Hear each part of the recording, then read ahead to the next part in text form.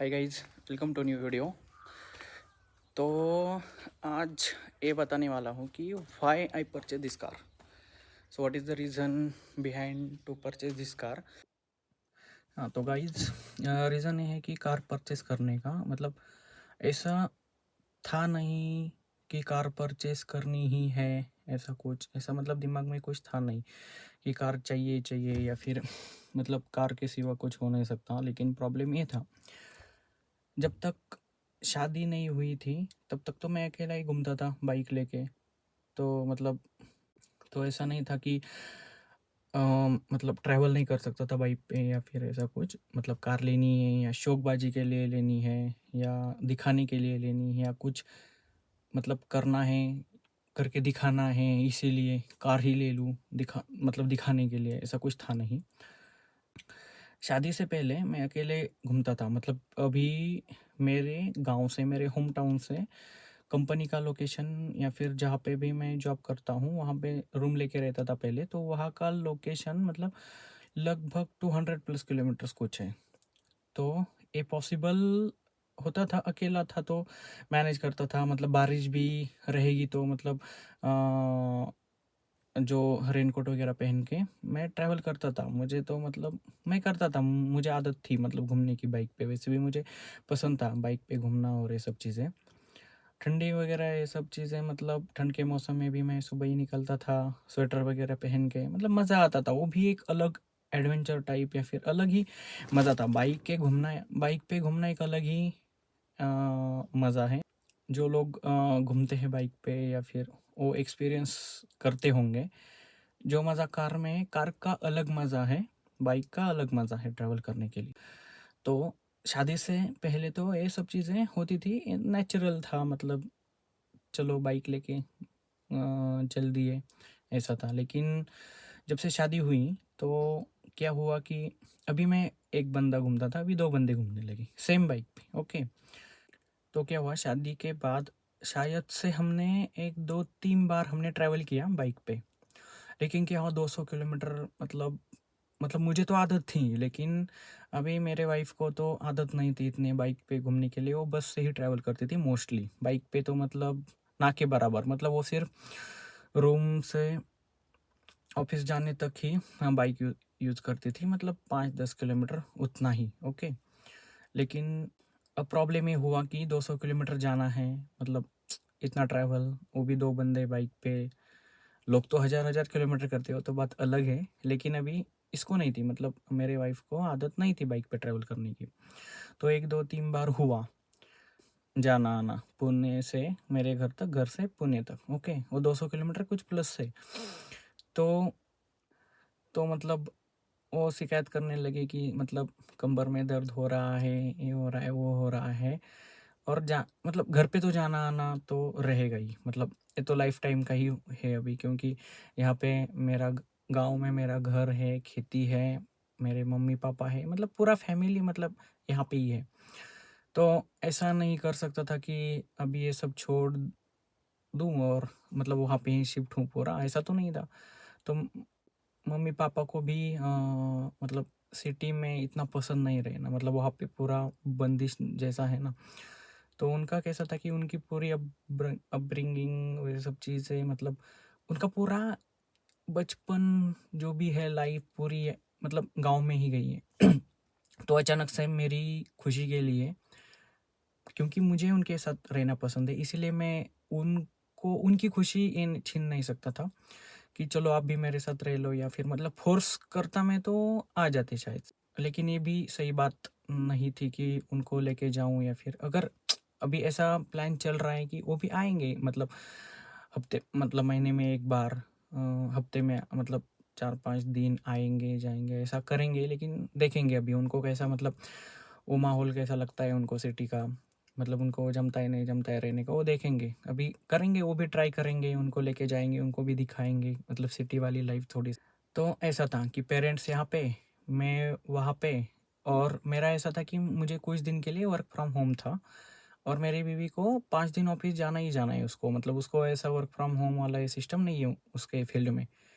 अगर आप कमेंट करोगे तो मैं मतलब उसकी फ़ील्ड का भी थोड़ा कुछ बता दूँगा, क्या जॉब करती है, कहाँ पे, क्या कैसा है, वो भी बता दूँगा।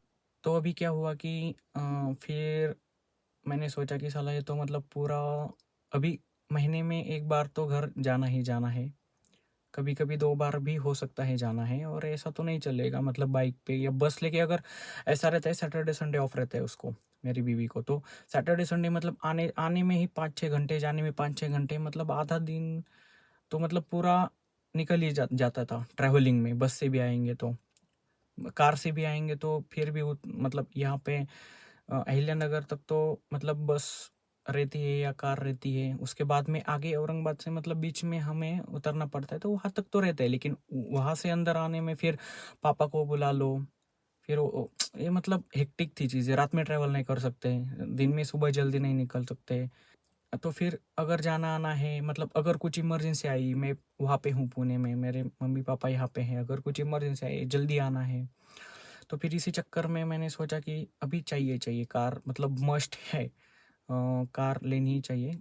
और अभी जैसे मतलब मिडल क्लास फैमिली से बिलोंगिंग है मेरी, तो ऐसा भी नहीं था कि कुछ स्कॉर्पियो टाइप कार ले लूँ या कुछ ऐसी कार ले लूँ मतलब जैसे मतलब ऐसा होता है ना मतलब मेरे एज के लोगों का या फिर हम बोलते हैं कि अभी जेन ज़ी जनरेशन का ऐसा ही है कि ऐसा चाहिए कि पंजा दे कार फुल 100-200।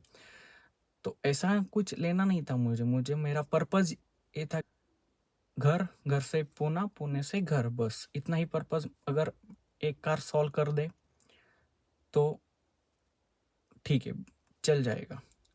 तो फिर ऐसा हुआ कि हमने देखा मतलब ऐसा नहीं था कि नई ही लेनी है। मैंने पुरानी कार्स भी देखी, जैसे स्पिनी हो गया, कार 24 हो गया, वहाँ पे भी गया, इंक्वायरी की, बहुत सारी चीज़ें देखी। लेकिन कुछ दोस्त थे मेरे, जैसे मैं भी मैकेनिकल से बिलोंगिंग करता हूँ, तो कुछ चीज़ें मुझे भी पता थी गाड़ियों के बारे में। तो और मेरे दोस्त लोगों ने भी मुझे बताया कि अगर मतलब एक तो नया हूँ मैं, मतलब जैसे कार में हो, कुछ बीच में प्रॉब्लम मोस्टली क्या था, हमारा प्लानिंग क्या था कि अगर फ्राइडे नाइट में निकलेंगे, तो नाइट ही मतलब मोस्टली ट्रैवल करने वाले थे हम। महीने में जो भी करने वाले थे या तो अर्ली मॉर्निंग या ऐसा कुछ ट्रैवल करने वाले थे। तो मतलब मेरे दोस्त लोगों ने बताया कि अगर तू पुरानी कार लेता है, हो सकता है मतलब ऐसा भी है नहीं कि कि उसमें प्रॉब्लम आएगी, नहीं आएगी, ये तो चलो ठीक है, ये तो लक का चांस है या फिर मतलब पता नहीं रहता।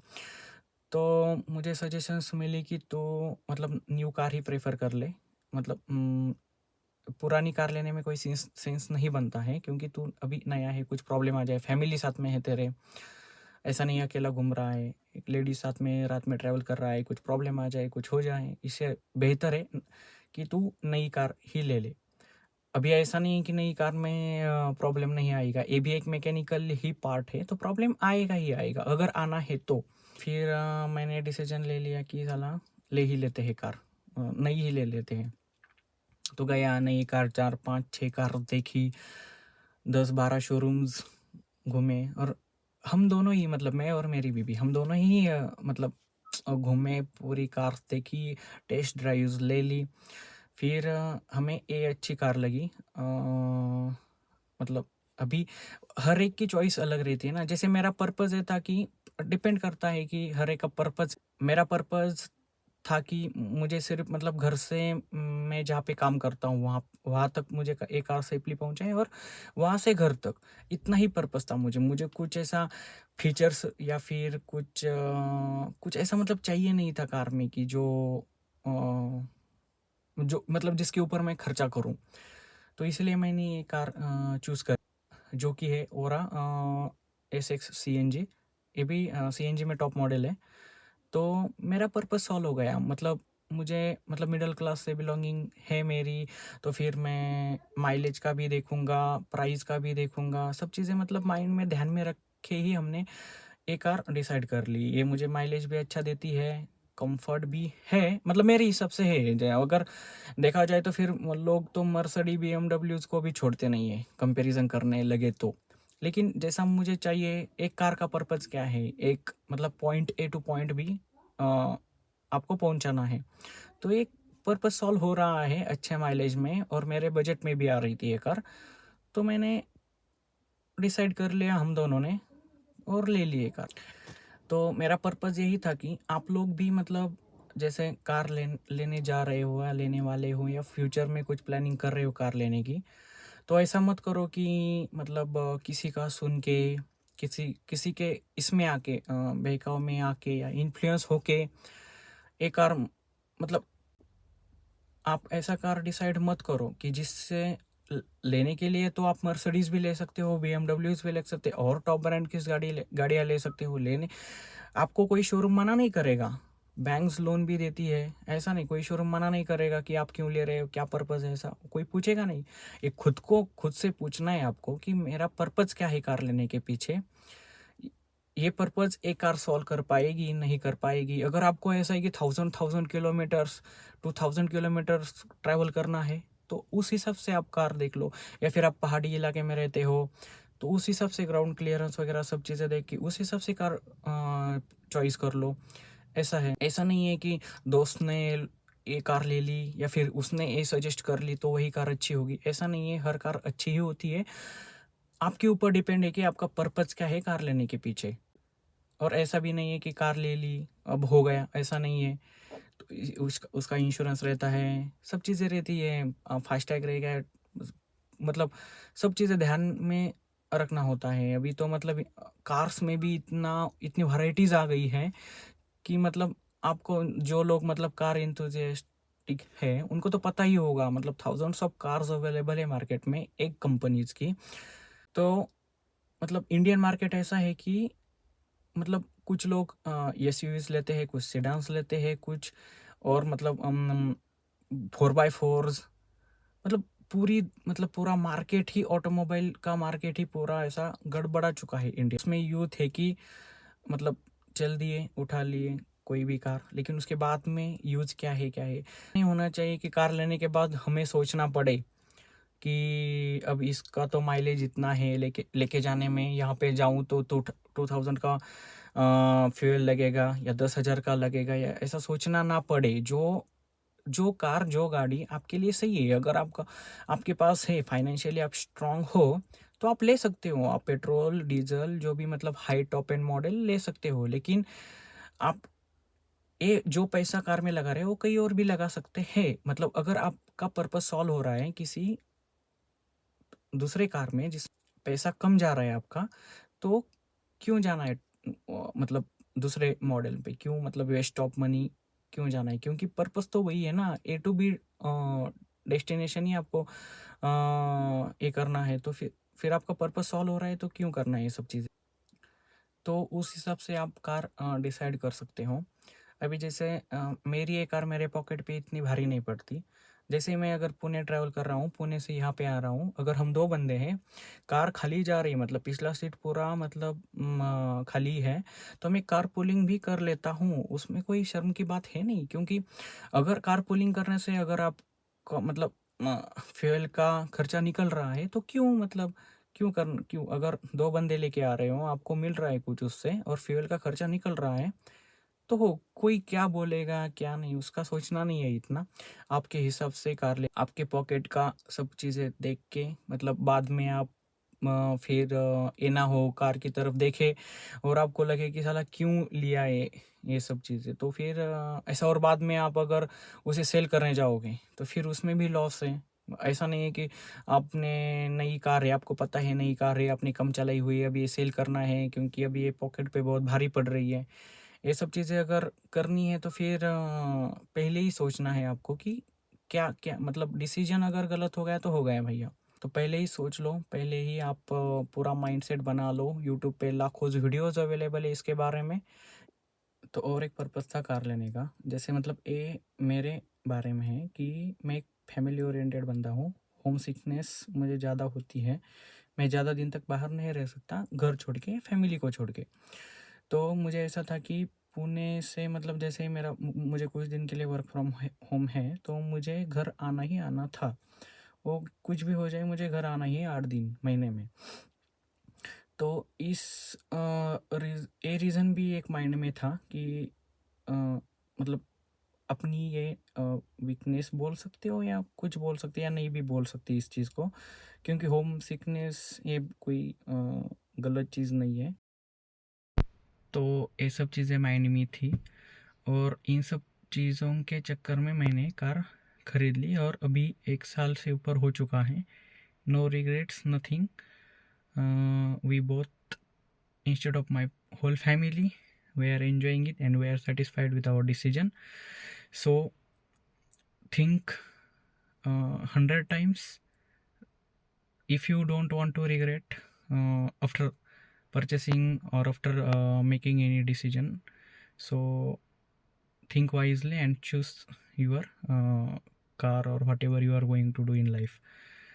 Okay, thank you. अगर आपको ये वीडियो पसंद आया हो तो लाइक करो, शेयर करो एंड सब्सक्राइब करो। तो चलो मिलते हैं अगले वीडियो में। Till then, bye bye.